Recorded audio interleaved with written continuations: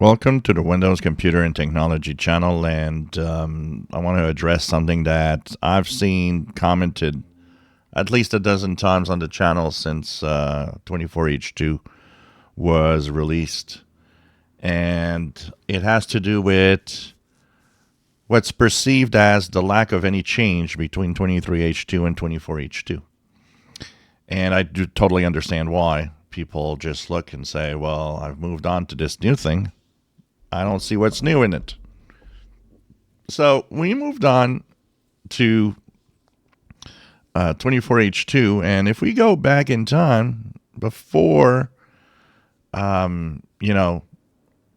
of this was announced, when 24H2 came to light, actually it started with the rumors of Windows 12.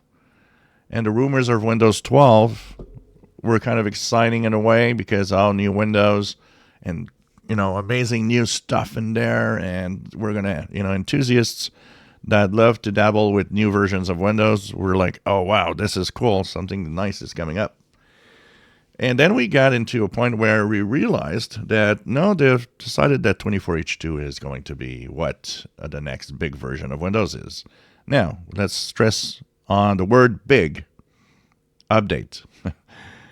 It really seems like, actually, and I'll make videos of new stuff. Now, you will probably just look at it and say, yeah, okay, well, I don't use that, or I don't need that, or I don't have what it takes to have that, or I don't care. And that will be probably a lot of reactions of what's new in Windows 11 24H2.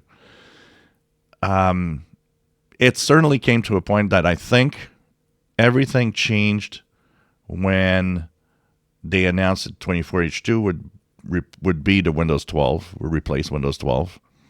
And the fact that Snapdragon ARM processors, which came out with the branded Copilot+PC, and in that all the AI and then recall, and it's obvious that the biggest updates and the biggest changes were meant for computers that were powerful enough to run a AI on an NPU, a neural processing unit. Problem is that excitement was kind of pushed where we thought that everybody would have something cool like that, and everybody would have something major to see, when in reality we end up with 24H2 that most people probably don't even know what changed. And so we'll talk about it today. We'll have some videos of the changes. But yeah, you know what? You're on 23H2. You want to go on 24H2. You won't see a difference. Now, that said, we did show you in some videos in the past few weeks some major changes and different things, like this start menu, this famous start menu, is eventually going to change. And it will happen with 24H2. It's just that there's a lot of these things that will be pushed later on. So once again, I say it all the time, the once a year update that they're talking about that now we're reverting back to is a big lie, because no, it's not a once a year update. We went to 24H2, yes, but nobody sees a difference because there's just a little of what's in there coming right now. But there will be more coming, which means, yeah, you're essentially doing moments like we used to have without saying they're moments. We're just going to say, oh, by the way, this now is coming for 24H2. This is changing for 24H2.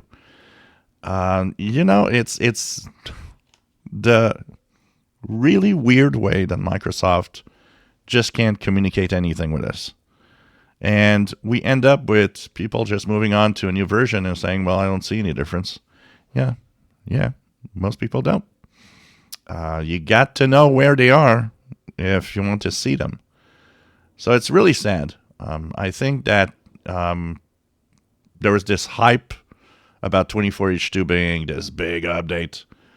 Yeah, it's an update. We'll leave it at that. But, some of the features are coming in 2025, and we'll be doing some changes. Basically, they should have kept the moments and the once a year update together. At least with moments, we knew when moments would arrive. Now we just don't know anything. It's just like, yeah, something's going to happen at some point, and who knows when. If you enjoy my videos, please subscribe, give us thumbs up. Thank you for watching.